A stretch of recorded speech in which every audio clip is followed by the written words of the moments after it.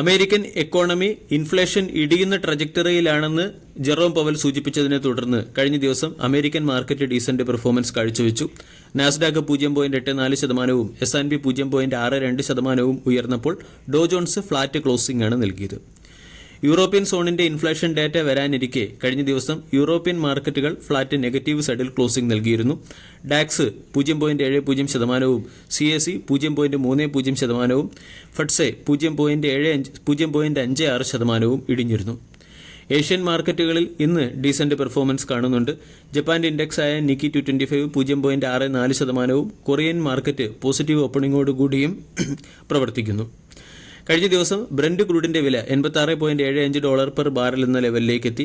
കഴിഞ്ഞ ട്രേഡിംഗ് സെഷനിൽ ഇന്ത്യൻ മാർക്കറ്റിൽ വളരെ വലിയ വോളറ്റിലിറ്റിയും പ്രോഫിറ്റ് ബുക്കിംഗും പ്രകടമായിരുന്നു. മോർണിംഗ് സെഷനിൽ മാർക്കറ്റിന് ലഭിച്ച അഡ്വാൻറ്റേജ് നിലനിർത്താൻ മാർക്കറ്റിന് സാധിക്കാതെ വരികയും ഇൻഡെക്സ് കഴിഞ്ഞ ദിവസവുമായി താരതമ്യപ്പെടുത്തുമ്പോൾ 18 പോയിന്റോളം ഇടിഞ്ഞ് 24,123 ക്ലോസിംഗ് നൽകുകയും ചെയ്തു. കഴിഞ്ഞ ദിവസം ഫോറിൻ ഇൻസ്റ്റിറ്റ്യൂഷണൽ ഇൻവെസ്റ്റർ ഇന്ത്യൻ മാർക്കറ്റിൽ 2000 കോടിയുടെ സെല്ലിംഗ് നടത്തി. ഡൊമസ്റ്റിക് ഇൻസ്റ്റിറ്റ്യൂഷണൽ ഇൻവെസ്റ്റർ 648 കോടിയുടെ ബൈയിങ് ആണ് നടത്തിയത്. ഇന്നത്തെ ട്രേഡിംഗ് സെഷനിൽ സ്റ്റോക്ക് സ്പെസിഫിക് ആക്ഷൻ പ്രതീക്ഷിക്കേണ്ട ചില പ്രധാനപ്പെട്ട സ്റ്റോക്കുകളിലേക്ക് കടക്കാം. ഒന്നാമത്തേത് HDFC ബാങ്ക്. കഴിഞ്ഞ ദിവസം മാർക്കറ്റ് അവറിന് ശേഷം പുറത്തുവിട്ട റിപ്പോർട്ട് പ്രകാരം HDFC ബാങ്കിലുള്ള ഫോറിൻ ഇൻസ്റ്റിറ്റ്യൂഷണൽ ഇൻവെസ്റ്റേഴ്സിന്റെ സ്റ്റേക്ക് ഹോൾഡിംഗ് 55.54% നിന്നും 54.83% കുറഞ്ഞിട്ടുണ്ട്. ഇത് MSIയുടെ ഇൻഡെക്സ് റിക്വയർമെന്റുമായി അലൈൻ ആയതുകൊണ്ട് HDFC ബാങ്കിൽ വളരെ വലിയ ഫണ്ട് ഇൻഫ്ലോയ്ക്കുള്ള സാധ്യതകൾ അനലിസ്റ്റുകൾ കൽപ്പിക്കുന്നു. ഇതിന്റെ പശ്ചാത്തലത്തിൽ കഴിഞ്ഞ ദിവസം HDFC ബാങ്കിന്റെ ADRും ഡീസന്റ് പെർഫോമൻസ് കാഴ്ചവെച്ചിരുന്നു. M&M ഫിനാൻസ് എന്ന കമ്പനിയുടെ ക്വാർട്ടർലി ബിസിനസ് അപ്ഡേറ്റ് പുറത്തുവന്നു. ലോൺ ഡിസ്ബേഴ്സ്മെന്റ് 5% വർദ്ധിച്ച് 12,730 കോടിയായി മാറി. Business assets 4% quarter to quarter വർദ്ധിച്ച് 1.06 ലക്ഷം കോടിയായി മാറുകയും കളക്ഷൻ എഫിഷ്യൻസി 94% രേഖപ്പെടുത്തുകയും ചെയ്തു. യെസ് ബാങ്കിന്റെയും ക്വാർട്ടർലി ബിസിനസ് അപ്ഡേറ്റ്സ് പുറത്തു വന്നിട്ടുണ്ട്. ക്വാർട്ടർലി ബിസിനസ് അപ്ഡേറ്റ്സിൽ ലോൺ ആൻഡ് അഡ്വാൻസസ് 14.8% വർദ്ധിച്ച് 2.29 ലക്ഷം കോടിയായി മാറി. ഡെപ്പോസിറ്റ് 20.8% വർദ്ധിച്ച് 2.64 ലക്ഷം കോടിയായി മാറി. കാസ 30.9 നിന്നും 30.7 ഇടിഞ്ഞു. IEXന്റെ ക്വാർട്ടർലി ബിസിനസ് അപ്ഡേറ്റ് പുറത്തുവന്നു.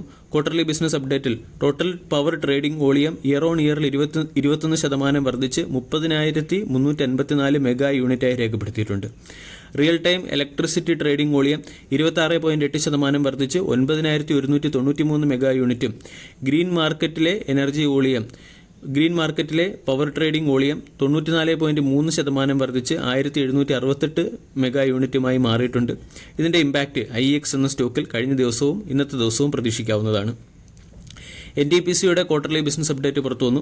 ക്വാർട്ടർലി ബിസിനസ് അപ്ഡേറ്റിൽ പവർ ജനറേഷൻ 9.5% വർദ്ധിച്ച് 113.87 ബില്യൺ യൂണിറ്റായി മാറി.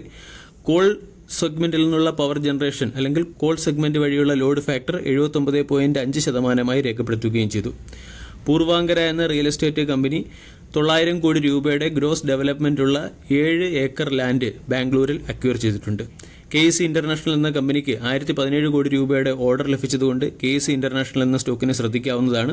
മോസ്ചിപ്പ് എന്ന company high performance computing processor നിർമ്മിക്കുന്നതിന് വേണ്ടി DSE, സോഷ്യോനെക്സ്റ്റ് തുടങ്ങിയ കമ്പനികളുമായി ചേർന്ന് പാർട്ണർഷിപ്പിൽ ഒപ്പുവെച്ചു.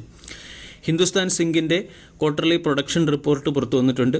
ഹിന്ദുസ്ഥാൻ സിങ്കിന്റെ മൈൻഡ് മെറ്റൽ പ്രൊഡക്ഷൻ 2% വർദ്ധിച്ച് 263 കിലോ ടണ്ണായി മാറി. സീ ലെവൽ മെറ്റൽ ഔട്ട്പുട്ട് 1% വർദ്ധിച്ച് 262 കിലോ ടണ്ണായി രേഖപ്പെടുത്തിയിട്ടുണ്ട്. കൂടാതെ സിൽവർ ഔട്ട്പുട്ട് 7% ഇടിഞ്ഞ് 167 ടണ്ണായി മാറുകയും ചെയ്തു. അവന്യൂ സൂപ്പർ മാർട്ടിന്റെ ക്വാർട്ടർലി ബിസിനസ് അപ്ഡേറ്റ് പുറത്തു വന്നു. കമ്പനിയുടെ സ്റ്റാൻഡലോൺ റവന്യൂ 18% വർദ്ധിച്ച് 13,712 കോടിയായി മാറി. ടോട്ടൽ സ്റ്റോറുകളുടെ എണ്ണം 371 എത്തിയിട്ടുണ്ട്. പിരാമൽ എന്റർപ്രൈസസ് എന്ന കമ്പനി 180 കോടി ബോണ്ട് ഇഷ്യൂ വഴി ഫണ്ട് റൈസ് ചെയ്യാൻ തീരുമാനിച്ചിട്ടുണ്ട്. പ്രൈമോ കെമിക്കൽസ് എന്ന കമ്പനിക്ക് നോർത്തേൺ കോൾ ഫീൽഡിലേക്ക് വരുന്ന 10 വർഷത്തേക്ക് കോൾ ലിങ്കേജസ് സപ്ലൈ ചെയ്യുന്നതിന് വേണ്ടി ഒരു ലോങ് ടൈം ഓർഡർ ലഭിച്ചു. ഇതിന്റെ പശ്ചാത്തലത്തിൽ പ്രൈമോ കെമിക്കൽ എന്ന സ്റ്റോക്കിനെ ശ്രദ്ധിക്കാവുന്നതാണ്. സൊമാറ്റോ എന്ന കമ്പനി NBFC കമ്പനിയായി രജിസ്റ്റർ ചെയ്യാനുള്ള ആപ്ലിക്കേഷൻ പിൻവലിച്ചിട്ടുണ്ട്. ഇവിടെ സൊമാറ്റോ ലെൻഡിംഗ് ക്രെഡിറ്റിംഗ് ബിസിനസ്സിലേക്ക് കടക്കുന്നില്ല എന്നുള്ള സൂചനയാണ് നൽകിയിരിക്കുന്നത്. ഹെൽത്ത് കെയർ ഗ്ലോബൽ എന്ന സ്റ്റോക്കിനെയും ഇന്നത്തെ ട്രേഡിംഗ് സെഷനിൽ ശ്രദ്ധിക്കാം. ഹൈദരാബാദിലുള്ള 196, വിശാഖപട്ടണത്തുള്ള 196 ബെഡഡ് വിസാഗ് ഹോസ്പിറ്റലിൻ്റെ 51% സ്റ്റേക്കുകൾ ഹെൽത്ത് കെയർ ഗ്ലോബൽ എന്ന കമ്പനി അക്വയർ ചെയ്തിട്ടുണ്ട്. സ്റ്റാർ സിമെൻറ്റിൻ്റെ പ്രൊമോട്ടേഴ്സ് 1.8 ലക്ഷം ഷെയറുകൾ ഓഫ്ലോഡ് ചെയ്തു. അതുപോലെ തന്നെ ആക്സിസ് കാസ്കേഡ് ടെക്നോളജി എന്ന കമ്പനിയുടെ പ്രൊമോട്ടർ പ്ലെഡ്ജിൽ വെച്ചിരിക്കുന്ന 1 ലക്ഷം ഷെയറുകൾ റിവോക്ക് ചെയ്യുകയും ചെയ്തു.